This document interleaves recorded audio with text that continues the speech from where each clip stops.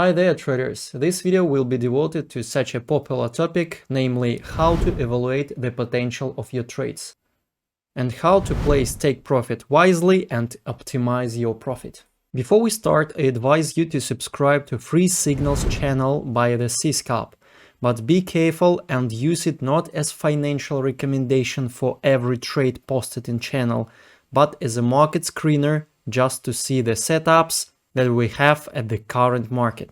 The link you will find under this video. So on what aspects the potential of our trades depends? Many traders do not know. First, let's list all the factors. Watch this video till the end and you will be able to operate with all factors to evaluate potential on different trades in optimal way. First of all, what we should really take a look at is a market stage. There are three stages of the market.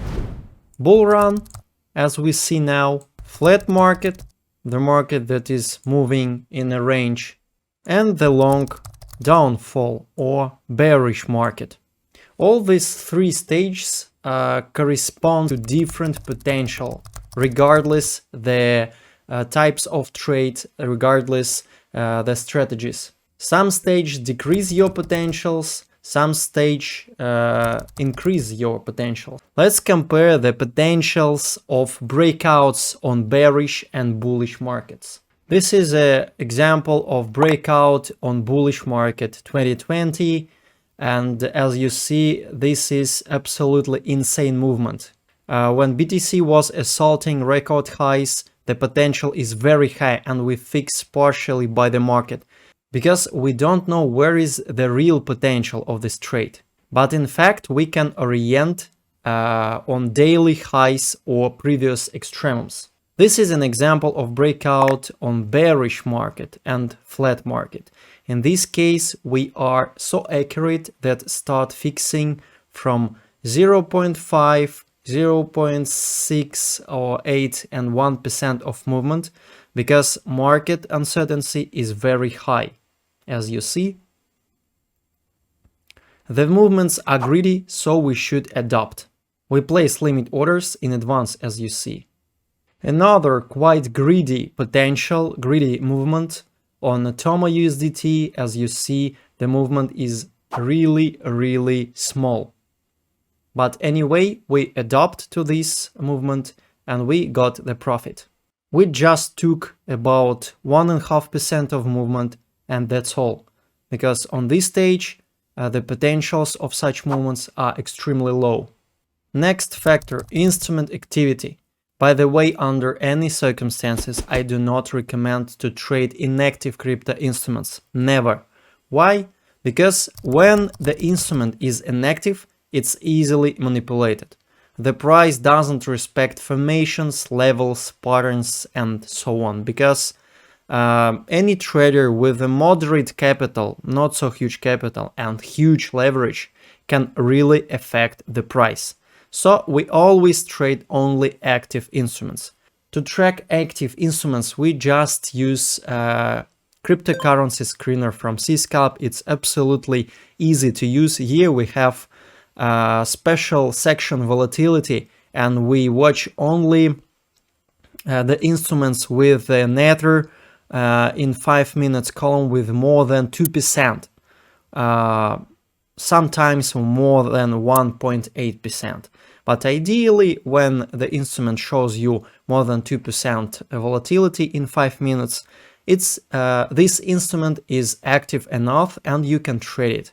So if your instrument was active enough when you opened a position, but then the activity decreased, don't hesitate to go break even or at least fix your most part of the profit. Because when a capital leaving an instrument and it decreases the potential, because there are very few participants who will probably push the price to general targets, extremums, strong levels, and so on. There are very few traders who really want it. But when the instrument is active enough, for example, what we should search? If the instrument is active, we're usually searching for the following potentials. Renewing of previous maximums. For example, here we have a maximum. The instrument is extremely active, the nether is very high, so it means that many traders will probably push the price to renew this high. This is how volatile instruments really work. As well, we have cascade levels. It means that a lot of liquidity situated above these levels, above these cascade levels. As well, we can have targets in order book.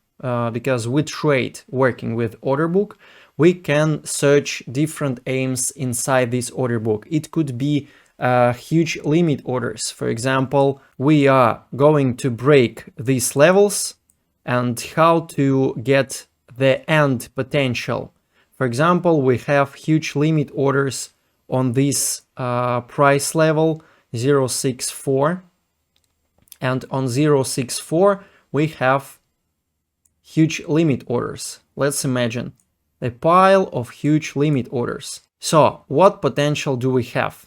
We break this level, we grab the liquidity above these cascade levels, and our fixation limit orders will be on this way, on the way of the price, and final take profit will be around this level where huge limit orders are situated. Because huge densities of limit orders that usually perceived by participants as resistance, and there are many take profits are placed.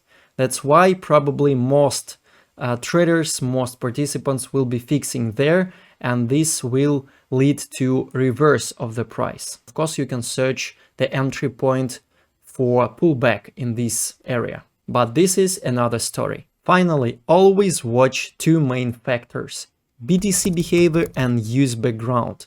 Both factors shouldn't contradict your position direction. Always trend along the BTC movement and then use background. What I mean, if the BTC is showing such a picture that is gonna assault a new highs, it's trading in a trend, the volumes are rising, finally everything is talking about the upcoming breakout. So we should logically find only long setups.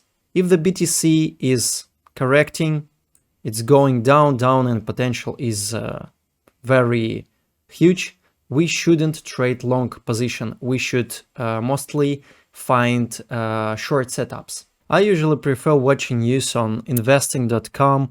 While we have 3 stars news release, we usually don't trade, or if we have negative news for the crypto market, we shouldn't trade long position. When we have positive news, we should trade long position and don't trade short position.